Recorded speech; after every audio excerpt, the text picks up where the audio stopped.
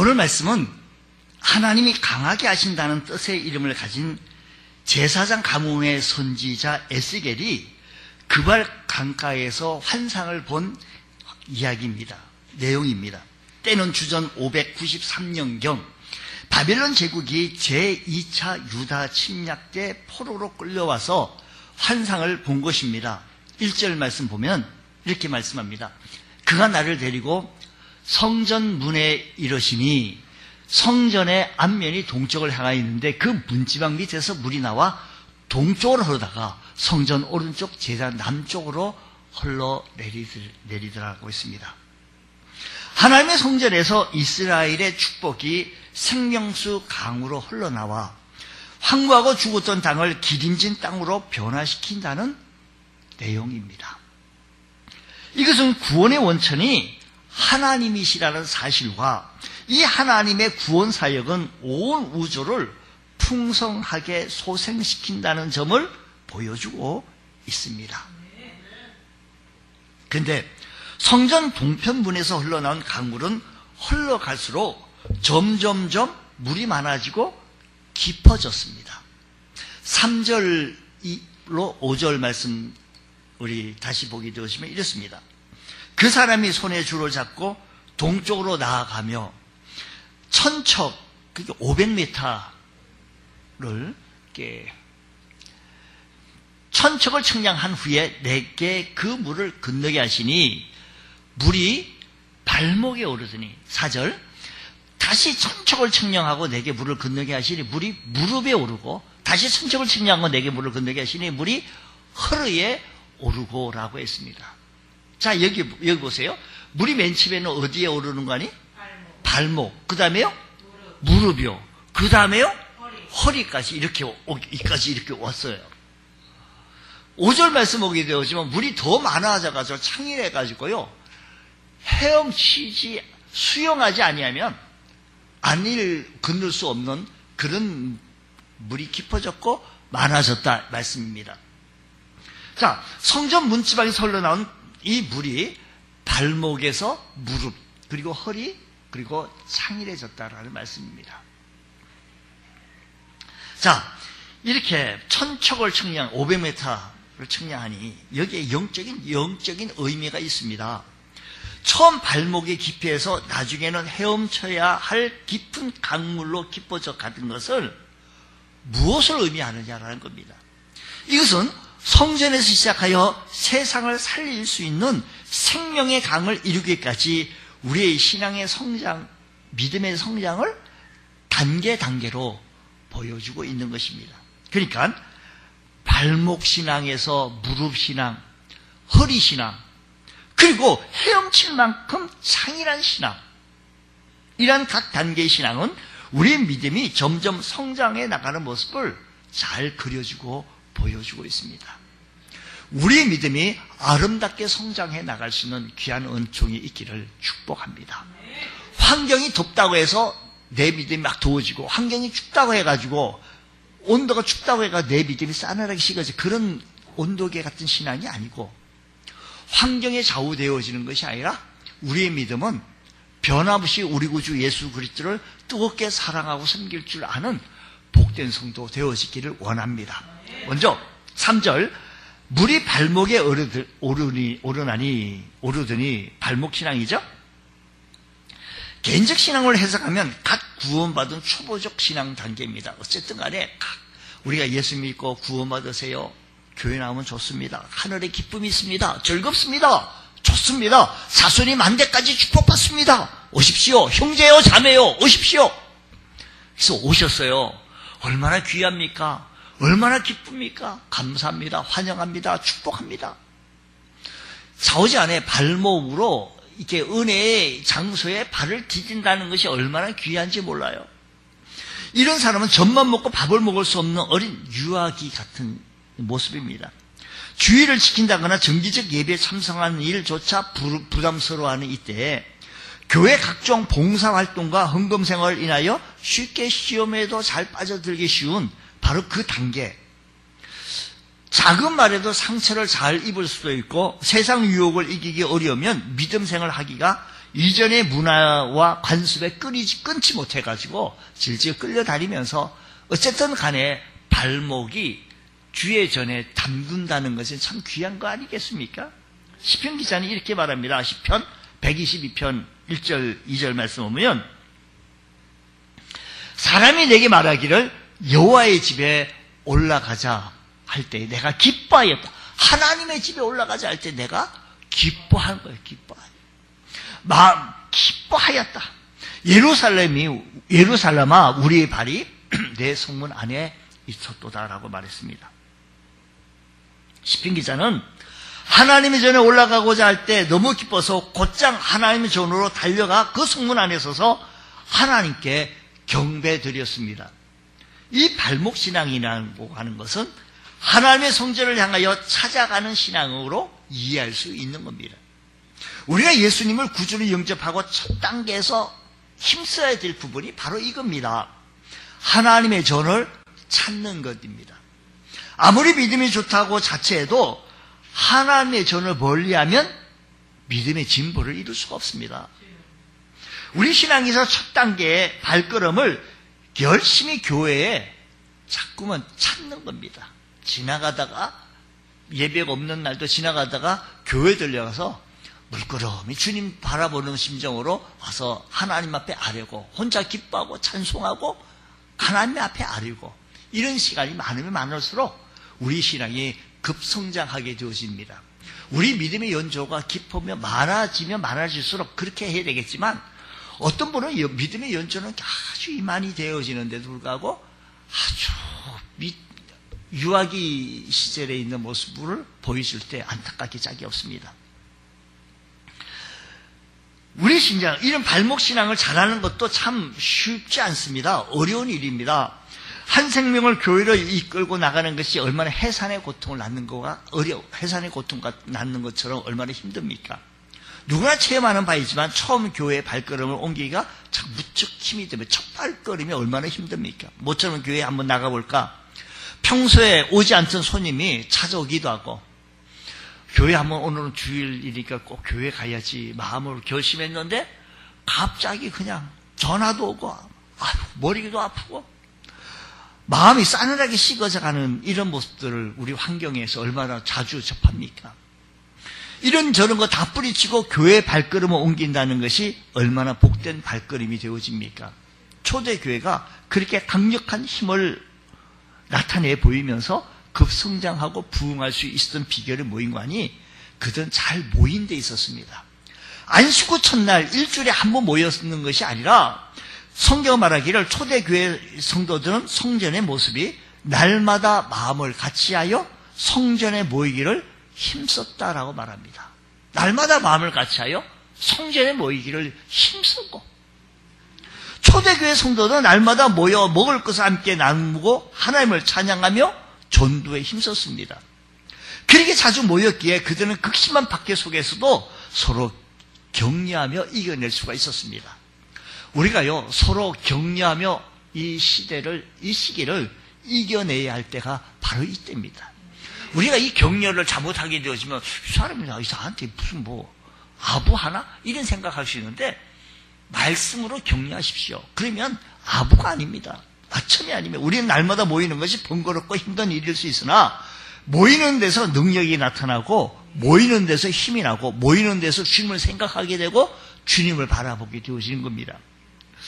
어떤 이는 예배당에만 그렇게 모여든다고 해가지고 무슨 의미가 있겠느냐고 그렇게 교회만 모여든다고 해서 무슨 뾰족한 수가 있냐고 라고 이렇게 질책하는 말이 있는데 서양 속담에 이런 말씀입니다. out of sight, out of mind라고 하는 이 말은요 눈에 띄지 않으면 잊어버리기 쉽다라고 눈에 안 띄면 잊어버리기 쉬운 거예요. 눈에서 멀어지면 마음에서도 멀어지는 거예요. 눈에서 안 보이니까 자꾸 마음에서 생각이 안 나는 겁니다. 이 말을 의역을 하면 자주 보지 못하면 마음의 애틋함이나 정겨움을 줄 수 없다라는 말씀입니다. 하나님의 전으로부터 우리의 발걸음이 멀어지면 쉽게 교회로부터 우리의 발걸음이 자꾸 멀어지면 우리의 마음도 하나님께로부터 자꾸 멀어질 수밖에 없습니다. 여러 해 전에 어느 잡지사에 이런 글을 어떤 이가 올렸습니다. 목사님들은 설교에 상당한 큰 비중을 두고 설교의 준비에 상당한 시간을 두고 그렇게 준비를 하는데 자기는 지난 30년 동안 설교를 규칙적으로 예배에 참석해서 그동안 추산해 보니까 3,000번 이상 설교를 들었다는 거예요. 그러나 놀라운 것은 그 3,000편의 그 많은 설교를 들은 한 편도 기억이 전혀 안 난다는 겁니다. 그러면서 하는 얘기가 이어서 그 많은 설교 듣는 시간에 에너지를 다른 데 투여하고 다른 데 투자했다면 더 많은 효율과 더 많은 힘을 발휘하지 않았느냐라고 하는 논지의 이야기를 풀어나갔어요. 이 얘기를 많은 평신도들이 그렇다고 또 이런 신앙인들이 많은들 호응하고 나도 한 편도 생각 안 난다고. 한 주 지나가면 지난주 한 달 전 얘기가 아니라 지난주 설교까지도 다 잊어버리는 그 모습이라고 서로도 이렇게 막 이렇게 갑론을박식으로 막 얘기를 했습니다. 이 많은 사람들이 찬반 양력이 분불처럼 터져 나오게 되었을 때 또다시 한 통의 편지가 글귀 그 잡지사에 올려졌습니다. 그 얘기를 듣고 그런 얘기를 했으면서 가라지고 수면 밑으로 내려갔는데 내용인즉 자기는 결혼 후 30년 동안 식사를 했는데 한 4만 번 이상 식사했는데 그의 모두가 자기 아내가 직접 요리를 해가지고 자기에게 줬다는 겁니다. 근데 갑자기 그는 이 많은 식사를 한 끼 중에 자기는 한 끼도 메뉴를 뭘 먹었는지 기억이 잘 안 난다는 겁니다. 그럼에도 불구하고 그 많은 식사를 할 때마다 매끼의 영양 공급을 받았는데 그 많은 식사가 없었더라면 이미 오래전에 나는 아사하고 굶어 죽었을 거라는 겁니다. 얼마 전에 구미에서 3살짜리 어린아이가 아무것도 안 먹이고 집에 홀로 문 잠궈 나갔으니 3살짜리. 그러니까 혹시 죽었어요. 지금 여러 가지 뉴스 나와가지고 참 우리의 모든 국민들이 참 안타까움을 면치 못하고 있습니다만 먹는 음식이 몸에 양분으로 공급되어지는 것처럼 들은 말씀과 기억과 상관없이 영의 양식으로 공급이 되어진다는 이 사실 앞에 모든 사실들이 다 수면 밑으로 들어가게 되어졌다 이야기입니다. 오늘 여러분 우리가 하나님의 말씀 듣는다는 것이 우리가 쉽게 가볍게 우습게 생각할는지 모릅니다. 지난주도 들었고 지난달도 들었고 이렇게 해가지고요 쉽게도 생각할는지 모릅니다. 그러나 쉽게 생각하지 마시고요 우리가 중히 여기고 귀중히 여기고 이 말씀대로 내가 살아볼 수 있게 하여 주옵시고 영의 양식이 되게 하여 주셔서 믿음의 양식이 되게 해주셔서 하나님의 사람 우리가 어떻게 해서 믿음을 갖게 되어졌는데 어떻게 해서 이 땅에 복음이 떨어졌는데 이 땅에 순교의 피가 떨어져서 우리에게까지 복음을 사수하게 되어졌다고 한다면 오늘날 우리가 드려지는 이 예배를 생명같이 여기면서 일제시대 때도 우리 몸된 이 교회들이 다 사수하면서 이겨나갔던 이 복음이 초라한 복음이 되지 않게 해주시고 땅에 떨어지지 않게 해주셔서 자손만대까지 이 땅이 복을 받을 수 있는 귀한 땅 되게 하옵소서. 코로나19 바이러스는 그간의 삶의 양식을 확 바꿨습니다. 무엇보다도 사람을 만나고 대화하며 살아가던 라이프 스타일이 엄청난 변화가 왔습니다. 페이스 투 페이스, 얼굴과 얼굴을 대하는 만남은 극도로 조심스러운 일이 되어졌고 긴밀한 업무 처리나 친근한 우정을 나누는 모임조차도 거리를 두어야 하는 그런 형편으로 지금 살고 있습니다. 초연결 사회라고 이름지어 전 세계 한 연결톡으로 연결되어지고 있는 이때 세상이 순식간에 초단절 사회가 되어지고 있다는 겁니다. 바이러스 감염을 예방하는 차원에서 실행 중이고 있는 사회적 거리두기는 합리적 지침입니다. 하지만 교회를 향한 성도들의 마음이 이러다가 점점 우리의 마음이 하나님께로부터 그것까지 마음은 같이 따라와야 되는데 멀어질까 싶이 두렵다는 겁니다. 우리가 오늘도 광고 속에서도 우리가 예배에 대해서 광고 좀 말씀했는데, 다시 한번 그 말씀만 한번 광고 다시 띄워볼 수 있어요? 예배는 춤추는 예배라고 하는 이런 얘기가, 그것만 잠깐 보여줄 수 있을는지 모르겠네요. 주님을 사랑하고 섬기는 우리는 다시 오시겠다고 약속하시는 하늘로 가신 그 주님을 기다리고 있는데, 마음이 흐르는 대로 놓아줘서 믿음으로 살아가는 우리들의 심령이, 우리의 발이 마음이 멀어지다 보면 하나님까지도 멀어지지 않느냐라는 말씀이 우리에게 들려진다는 것입니다. 우리는 어찌하여 믿음의 진보를 이루기 위해서 우리 교회 출석부터 마스크를 착용하며, 축제가 사라진 시대 예배는 하나님과 춤추는 축제라는 겁니다.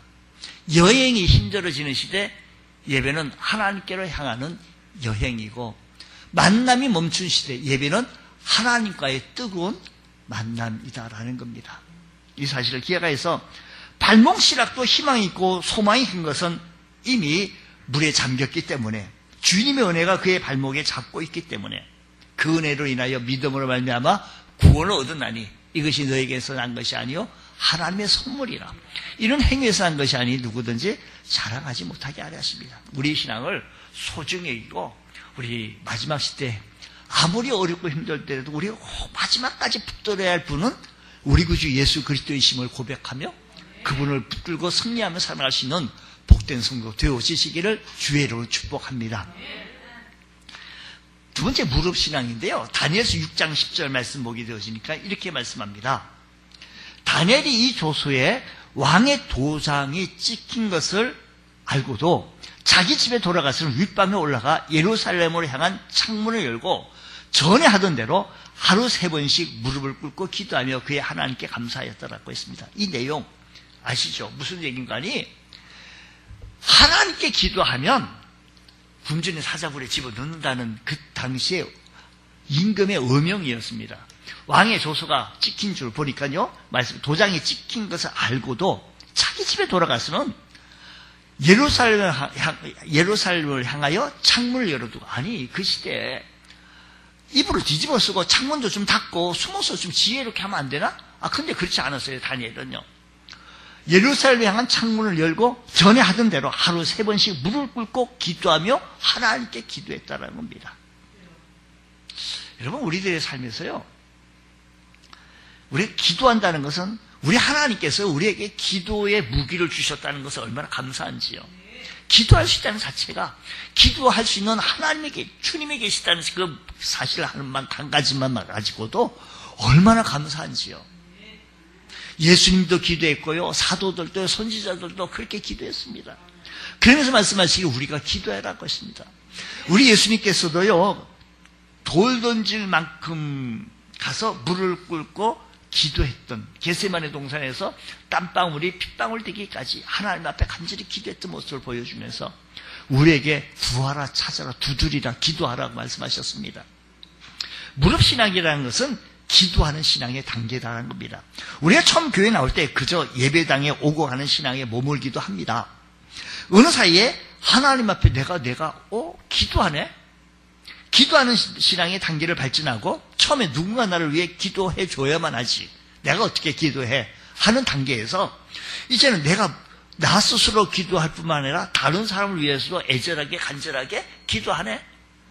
이게 성장한 모습이죠. 언제부턴가 내가 직접 하나님의 이름을 부르기도 하고, 또 여러 사람들 앞에 공중 기도도 하고. 우리가요, 공중 대표 기도할 때는요, 혼자 개인 기도할 때는 하나님 해도 되겠죠. 대표 기도할 때는 털의 어느 털과 예배를 위해서 준비를 많이 해야 합니다. 쉽지 않아요. 그래서 많이 부담이 되겠죠. 준비해야 돼요. 학생들이 공부를 하려면 공부로 준비를 해야 하는 것처럼 우리가 준비해야 합니다. 이게 성장된 모습이에요. 대체로 기도하는 모습을 보게 되어지면 기도의 준비가 안 한다는 겁니다. 평소에 이게 소나기 소리만 내죠. 소나기를 내리지 못한다는 얘기죠. 여러분들, 기도의 시간을 가져보십시오. 하나님 앞에 기도에 목말라 하십시오. 기도하려고 하나님을 찾으십시오. 기도의 시간을 가져보십시오. 기도를 사랑해 보십시오. 내 간절한, 내 애절하고 내 부족함을 하나님 앞에 토로해 보. 사람들에게요, 나의 부족함과 나의 연약함을 토로하면요, 그게 비수가 돼서 돌아오지만 하나님 앞에 한번 해보십시오. 하나님께서 나에게 응답 주시고 기쁨 주시고요, 은혜 주십니다. 우리가 살아갈 때 얼마나 아픕니까? 힘듭니까? 하나님께 기도해보자고요. 말로만, 입으로만 기도하는 것이 아니라 정말 기도하는 신앙으로 무릎 꿇을 수 있는 것. 주님, 우리가 기도할 수 있는 저희들 되게 하여 주옵시고, 우리가 처음 교회 나올 때 이렇게 했지만 기도하는 것. 조지 밀러는요, 기도 응답 5만 번 받았던 사람이고, 기도 노트 속에 기도에 받았던 응답의 얘기가 쭉 이렇게 나열되어지는데, 어느 날 고아들에게 먹일 양식이 없었는데 하나님 앞에 간절히 기도했더니 문을 두들깁니다. 빵 차가 와가지고요, 이거 어떻게 처치곤란이라고, 이거 좀 받아달라고. 아이고 감사합니다 받았지만 그분은 제발 좀 받아달라고. 하나님이 기도의 역사하심을 잊겠습니다. 어느 날 아이들에게, 고아들에게 우유를 먹일 수가 없어서 하나님 앞에 간절히 기도했습니다. 그런데 우유차가 하필이면 왜 그 고아원 앞에서, 그 집 앞에서 고장이 나가지고요, 수리를 하려고 그러면 요즘 같으면 빨리 금방 뭐 출동 기사가 오겠지만 그 당시는 이거 상당한 시간 걸려서 우유 변질될까봐 여기서 이곳에 목사님 빨리 받아달라고. 조지 밀러에게 이렇게 다 쏟아놓고 아이들에게 풍성하게, 훌륭하게, 배부르게 우유를 먹일 수 있었다, 이 이야기를 기도 노트에 적었습니다. 빌그레 목사는 기도는 아침에 열쇠요, 저녁에 자물쇠라고 얘기했습니다. 기도가 생활 속에서 우리 녹아들어야 삶의 문제가 해결되어지고, 여러분 아프고 힘들 때마다 하나님 앞에 기도하는 것, 기도의 신앙으로 우리가 새롭게 거듭나고, 우리 신앙생활요 이렇게 됐으면 기도할 줄 알아야 돼요. 벙어리 신앙이요 자랑할 게 못 됩니다. 내가 스스로 기도하고, 기도하려고 노력을 해야 되고요. 기도는요, 누가 제일 잘하는지 아세요? 신학교 교수요, 박사요, 소용없어요. 기도 누가 제일 잘하는 거 아니에요? 기도 자꾸 하는 사람이 잘해요. 자꾸 해야 돼요. 강단에 서서도 우리 자꾸 해버릇 해야 되고요. 기도해야 합니다. 기도하려고 노력을 해야 합니다. 갈급함을 가져야 합니다. 우리의 부족함을, 우리의 연약함을 토로할 줄 아는 우리 모두 성도 되어지기 원합니다. 세 번째는요, 이 우리들의 이 올라가는 허리의 믿음의 모습입니다. 허리의 믿음이란 허리의 짐을, 허리가요, 사람이요, 허리가 아프면 뭐 가방을 들 수 있을까요? 뭘 일어날 수 있을까요? 못합니다. 허리가 참 중요해요. 우리 인체 속에서 허리가 얼마나 중요한지 모릅니다. 허리가 있어야 달리기도 하고 걷기도 하고요, 일어서기도 하고요, 얼마나 허리가 중요한지 모릅니다. 하나님과 이웃을 위해 수고하는 봉사, 헌신을 말합니다. 예수님은 허리에 띠를 띠고 등불을 켜고 서 있으라고 했고, 또 예수님은 마지막 때, 그 십자가 지시기 전 세족식 때 저녁 잡수신 자리에서 일어나 겉옷을 벗고 수건을 가져다가 허리에 두르시고 그들을 섬기는 모습을 보여주셨습니다. 허리란 누군가를 위해 수고하고 봉사하는 것을 의미합니다. 처음에 교회 출석만 하다가 그 다음에는 나를 위해서도 기도하고, 우리 가정을 위해서도 기도하고, 우리 자녀를 위해서도 기도하고, 신랑을, 남편을 위해서도 기도하고, 이렇게 기도하다가 하나님이 은혜가 주셔서 너무 기쁜 거예요. 감사한 거예요. 헌신하게 되고요, 봉사하게 돼요. 교회는요, 할 일이 제일 많은 곳이 교회예요. 뭐 영선부터 보수 작업부터 청소에 이기까지 할 일이 너무 많습니다. 안 하려고 한다면 할 게 없어요. 하려고 되면 교회는 너무 많습니다. 선교, 지역사회 섬기는 것. 뭐 이 지역에서도 교회들마다, 각 교회들마다 앞다퉈서 이 지역을 섬기는 모습들을 어저께도 많이 또 왕왕 봅니다만, 교회가 섬기고 해야 할 일은 얼마나 많은지요.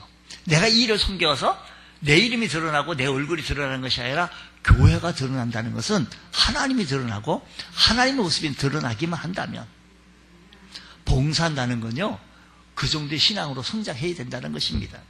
주님, 우리가 섬길 수 있는 자가 되게 하여 주옵소서. 사람이 어른이 된다는 것은 자기가 지금까지 자기만 알고 다른 사람이 자기만 섬겨주기를 원했어요. 언제부턴가 자기가 누군가를 위해 일하면서 비로소 성숙한 어른이 되어지는 것처럼요. 자기밖에 모르는 딸이 결혼하여 시부모님을 섬길 줄 알고 남편도 섬기고 자식을 낳아 기르면서 어른이 되어져 갑니다. 나만 알던 아이가 어른이 되어져 가는 거 뭐. 우리 믿음도 받은 은혜를 알고 봉사하면서 성숙해 나갑니다. 봉사하지 않고는 결국 믿음이 자라지 않고 항상 초보에 머물 수밖에 없습니다. 내가 주님을 위해 무엇을 봉사할까? 내가 가지고 있는 것으로, 내 지식으로, 내 재능으로 할 수 있는 것. 우리의 허리신앙이라는 것은 우리에게 이렇게 봉사할 수 있는 게 자라나간다는 것입니다. 바울은 말합니다. 에베소서 6장 12절 말씀 이하에 보면 우리의 실험은 혈과 육을 상대하는 것이 아니요 통치자들의 권세들과 이 어둠의 세상 주관자들과 하늘에 있는 악의 영들을 상대합니다. 그러므로 하나님의 전신갑주를 취하라. 이는 악한 날에 너희가 능히 대적하고 모든 일을 행한 후에 서기 위함이라 라고 말씀하십니다. 전신갑주를 입으라고 말씀하십니다. 어떤 시험도 이겨내고 신앙의 승리에 나가기 위해서 전신갑주 입고 우리가 승리하기 위해서 이 모습점에서 주님을 사랑하며 교회 애정을 가지고 섬겨보십시오. 봉사해보십시오. 내가 먼저 헌신해보십시오. 내가 먼저 깃발을 한번 들어보십시오. 우리가 일을 하자고 먼저 한번 외쳐보십시오. 도와달라고 이 일을 함께 해보자고 외쳐볼 때 하나님의 도우심의 은혜가 임하게 되어질 것입니다. 아무도 안 돕는다고 불평할 것이 아니라 내가 먼저 깃발 들고 흔들어 보십시오. 많은 사람들이 숨어있는 많은 하나님께서 예비에 남겨주신 자들을 우리에게 붙여주신 은혜가 있게 되어질 것입니다. 먼저 앞장서서 한번 흔들어 보십시오. 깃발 들고 헌신해 보십시오. 빗자루를 한번 들어 보십시오. 하나님께서 은혜 더하여 주실 줄로 믿습니다.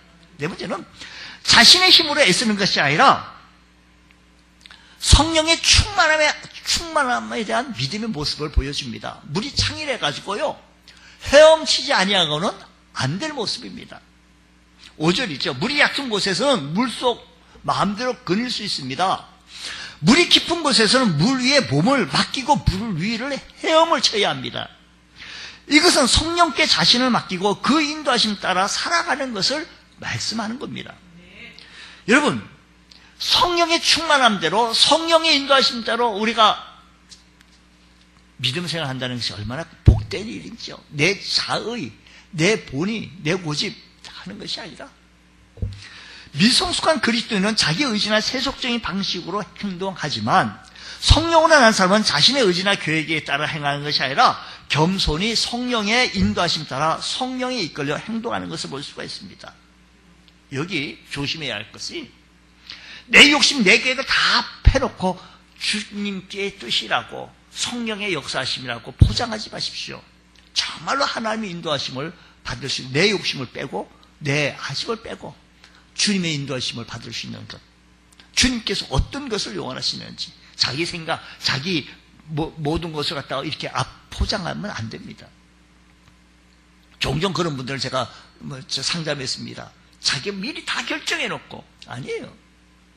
성령의 인도를 받는 성도는 장성한 성도입니다. 성장하는 성도입니다. 바울은 에베소서 4장 13절 그리고 15절 말씀 보게 되어지니까 오직 사랑 안에서 참된 것을 하여 범사에 그에게까지 자랄지라고 했습니다. 그는 머리니 곧 그리스도라. 그러니까 어디까지 자라라고 하는 거 아니? 예수님까지 자라는 거죠. 15절 말씀 보게 되어지니까 이렇게 말씀해도 뭐라고 말씀하십니까? 오직 사랑 안에서 참된 것을 하여 범사에 그에게까지 자랄지라. 그는 머리니 곧 그리스도라고 했습니다. 여러분 13절 말씀 보게 되어지니까요 우리가 다 하나님, 에베소 4장 13절 우리가 다 하나님의 아들을 믿는 것과 아는 일에 하나가 되어 온전한 사람을 이루어 그리스도의 장성한 분량에 충만한 데까지 이르라고 말합니다. 주님의 우리가요 어떻게 예수님의 모습을 닮을 수 있겠습니까? 바울이요 이렇게 얘기해요. 내가 주님을 닮으려고 하는 것처럼 너희도 좀 나처럼 그렇게 해보라는 거예요. 우리 주님을 닮아 예수님 얼굴 닮고 예수님 마음 닮기 원하는 사람, 성령에 충만한 사람, 성령의 인도하로 살아가는 주의 복된 성도가 되어질 것입니다. 주님 발목 신앙에서 무릎으로, 무릎 신앙에서 허리 신앙으로, 가슴을 헤엄치지 아니하고는 안 될 은혜의 바다에서 헤엄칠 수 있는 분은 고린도전서 13장 11절 말씀 보면 내가 어렸을 때는 말하는 것이 어린아이와 같고 깨닫는 것이 어린아이와 같고 생각하는 것이 어린아이와 같다가 장성한 사람이 되어서는 어린아이의 일을 버려놓으라고 말합니다. 그렇습니다. 우리 어린아이 같은 신앙에서 머물면 안 되고요. 영적으로 성숙한 단계로서 주님이 바라시는 원하시는 모습으로 굳건히 성장해 나가는 아름다운 주의 성도들 되어지기 원합니다. 주님 사랑합니다. 주님 닮게 하여 주옵소서. 무디는요 온 세상을 다 준다 할지라도 성령 충만 받기 전으로 돌아간다면 내가 그거 안 받겠다라는 것입니다. 부흥운동가 찰스 피니는 성경을 많이 읽고 회개하고 기도 생활하는 사람으로서 강력한 성령을 충만을 받았는데 그는 이전 생활로 돌아가려면 안 돌아가겠다고 말씀합니다. 하나님의 사랑과 숨결로 우리 주의 인도하심 속에서 성령의 충만함을 원하십시오. 사모하십시오. 주님 오시옵소서. 환영합니다. 성령을 사모하십시오. 말씀을 사모하십시오. 주님 말씀 듣기를 좋아해 보십시오. 하나님께서 우리에게 크신 은혜를 하늘의 기쁨으로 충만케 채워줄 것입니다. 우리 하나님께서 성전 동문에서 문지방에서 흘러내린 분이 이렇게 성장해 나가는 모습처럼 우리의 믿음이 아름답게 성장해 나가서 주님을 기쁘시게 드리기에 부족함이 없는 귀한 은총의 은혜가 있기를 원합니다. 이렇게 강물이 흘러나가서 생물이 살고 고기가 많아지고 강 좌우에는 각종 실과가 달마다 먹을 만큼 실과를 맺고 그 잎사귀가 약재료가 되어졌다는 겁니다. 오늘 말씀 에스겔서 47장 11절 12절이에요. 47장 8절로 10절 말씀 그리고 12절 말씀 계속해서 말씀이 하나님께 생물이 살고 물이 많아지니까 고기가 많아지고 우리 믿음도 진보할 때 자신뿐만 아니라 주변에 있는 이들까지도 우리 성장하게 되어지고 풍요로워집니다. 사랑하는 성도 여러분, 맨날 궁시렁 나 믿음 없네, 나 시험 들었네 이렇게 자랑하는 것이 아니라 주님 어떻게 살아가는 모습을 보여줄 때 우리 주변의 사람들이 풍요로워집니다. 윤택해집니다. 복대해집니다. 역사상 가장 심각한 전염병이 뭐인가 하니 전염병입니다. 싫어. 사람들은 자기가 싫어하는 대상에 대해서만 주로 생각하고 이야기하고 집중하고 그게 행동하면서 결국 이 병에서 벗어나지 못한다고 하는 겁니다. 이제 우리는 싫은 것만 생각하며 주저앉아 있지 말고 좋으신 하나님 앞에 가까이 나가면서 디모데전서 4장 15절에 말씀한 것처럼 이 모든 일에 전심전력하여 뇌의 성숙함을 모든 사람에게 나타나게 하라고 했습니다. 무엇보다 먼저 믿음의 진보를 이루어 범사에 윤택한 삶이 살아나가기에 부족함이 없는 귀한 은총의 은혜가 있기를 주의 이름으로 축복합니다. 기도하겠습니다. 하나님 아버지, 오늘 시간에 주님 앞에 섰습니다. 하나님 아버지, 제 마음을 만져주옵소서.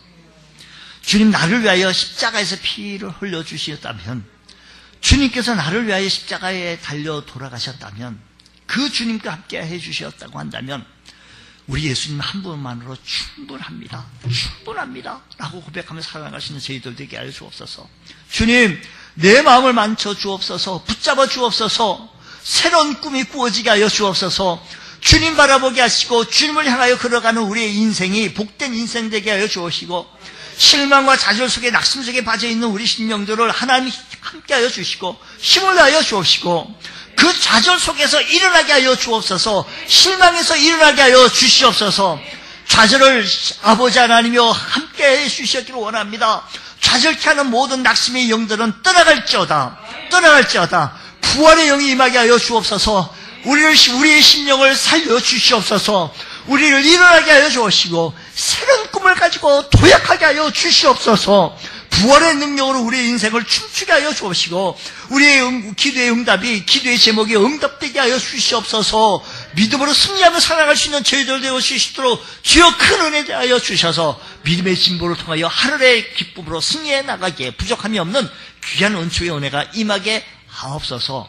예수님 이름으로 기도드리옵나이다. 아멘.